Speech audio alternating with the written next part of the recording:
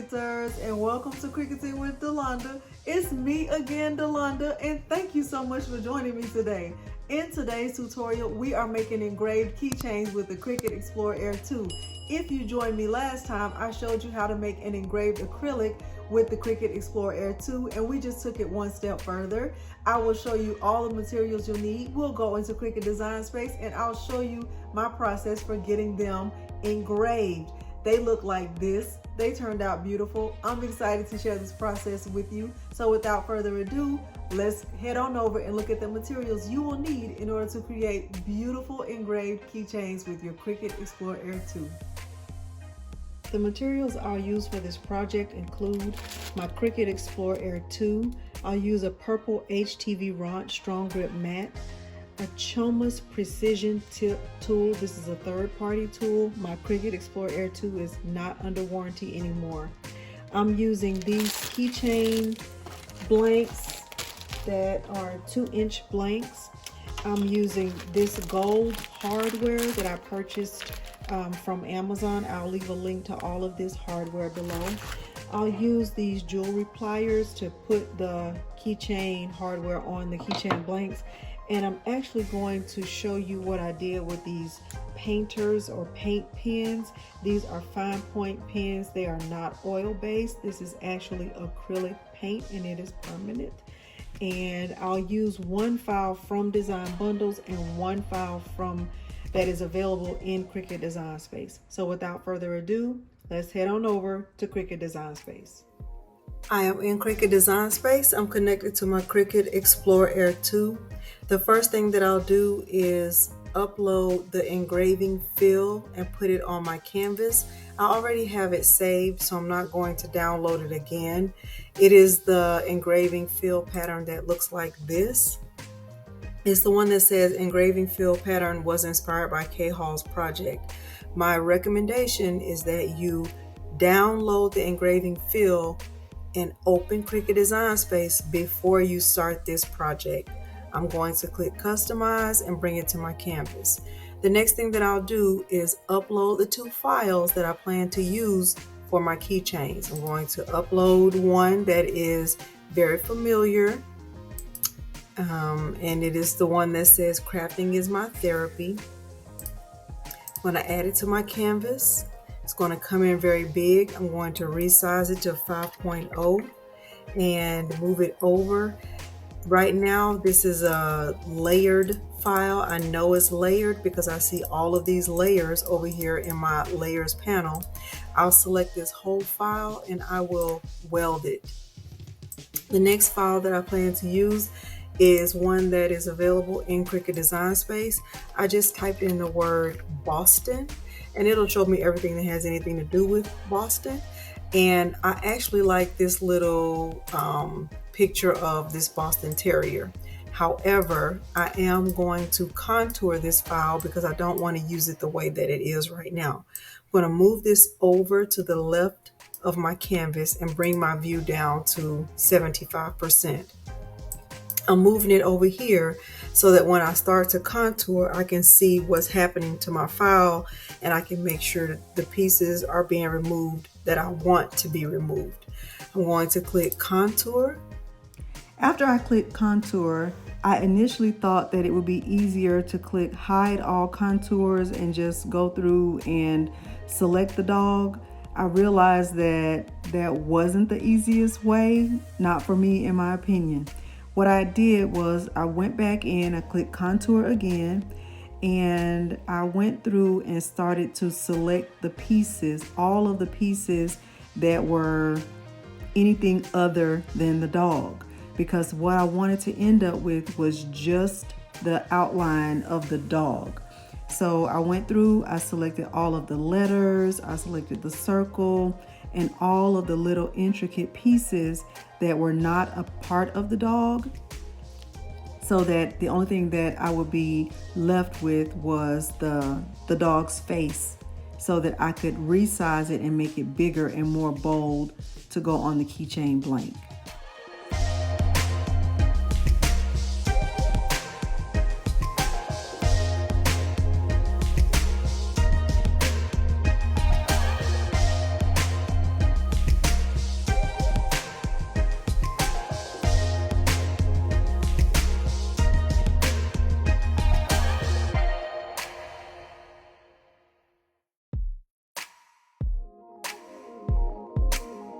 So now I have the dog just the way that I want it. Now what I'll do, now that I have both images, I'll take the engraving fill and I will rotate it by 30 degrees. Okay. Now that I have it rotated, I'll take the dog and I'll bring it down just a little bit, and I will put it right here on top of the engraving fill, just kind of somewhere at the top. I'll select both pieces. I will multiply by 5. I'll multiply the width by 10, which brings the width to 50. I'll hit enter, and then let me just turn this off for 1 second, and I will make sure this is selected along with the dog, and I will slice it. Okay, and let me bring the view down. So now I have, 1 image, 2 images, 3 images of the dog. Let me bring the view down a little bit more, and I can look here and find the image that I think is the cleanest. And I actually think this one is the best. So I'll keep this one, and I'll delete this, and I'll delete this, and I will just move this over to the right for 1 second. I'll bring this view back down. The size of this back down to 7.8. Okay, and I will turn my other file back on, bring the view on my screen back up so that I can make sure that when I get ready to slice this, I'm not interfering with any part of the dog. I'm going to bring this down and put it on top. Let me put this on top, and I will select both pieces. I will increase the size of the width by 10. So I'm going to bring that up to 78, and I'm going to slice it, bring the view back down, and now I can delete this. I don't need this anymore, and I can start to look for those pieces that are the cleaner image, and I can decide which one I like the best, or which one looks the boldest in my opinion. In my opinion, this one looks the best. I'm going to keep this one, and I'll delete this, and I'll delete this. All right, so I have 2 images that I can prepare for engraving. So I'll do that. I'll get a shape. I'll grab a circle. The circle will represent the keychain template. I'll change the size of I'll change the circle from a basic cut to a pen, and I will duplicate it because I need 2 circles because I'm making 2 keychains. At this point, it's important to go ahead and save. I'm going to save this as 2 keychains in progress. Click save. Now when I got to this part, I wanted to make sure that my files would fit nicely in the keychain templates. The size of the template is 2.0, so I took the image of the dog, and I put it inside the circle, and I just made the image as big as I could, and I wanted to make sure there was no overlap and that the image of the dog did not touch the outline of the circle. Then I changed the dog from a basic cut to a fine foil. I aligned it, and I clicked attach. I did the same thing with Crafting is My Therapy. I moved the file to the center of the keychain blank. I changed it to fine foil. I put it in the center of the file, and I attached. I will move these 2 keychain templates on my mat right here, and wherever I place them here is exactly where I will place them on my Cricut Explore Air 2 on the mat for my Cricut Explore Air 2. Okay, I am going to do my engraving on the back. So at this point, I will mirror both of these, and I will click continue.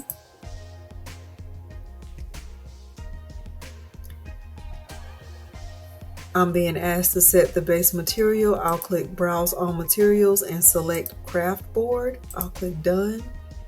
And my Cricut Explore Air 2 is asking me to load a black pen in clamp A and the foil transfer tool in clamp B. Neither one of those tools will be loaded. I will do everything from here back on the camera. Now I will remove the plastic from one side of the keychain blanks.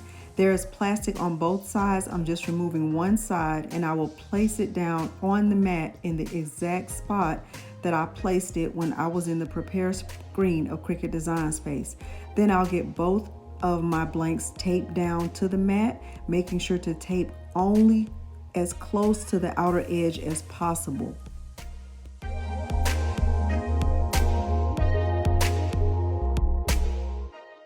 I will get my mat loaded into my machine. It is important to remember that my Cricut Explore Air 2 is no longer under warranty, so I am taking a risk by using a third-party tool. The tool that I'm using is the Choma's Precision Tip. It looks like this. You can also do this exact same project with a Cricut Maker or Maker 3 by using the number 41 engraving tip. I will load the Choma's tip in clamp B. There's nothing in clamp A. My star wheels are moved all the way over to the left and right. I will load the mat into the machine and pull the machine away from the wall, and I will click the flashing C. My machine will look for a pin in clamp A. You'll notice that there is no pin in clamp A. When it finishes doing that, it will look for the fine foil tip to be inserted in clamp B. That is where I have the Choma's tip loaded.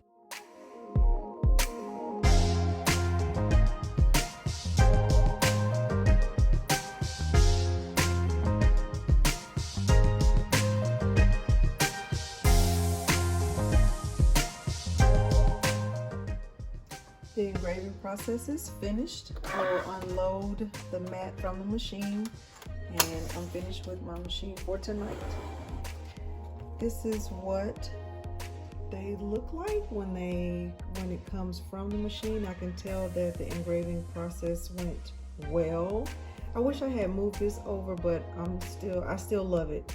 And I think it did a good job on the image of the dog. I'll get this cleaned up. I'll speed this part up, the cleaning up and the putting the hardware.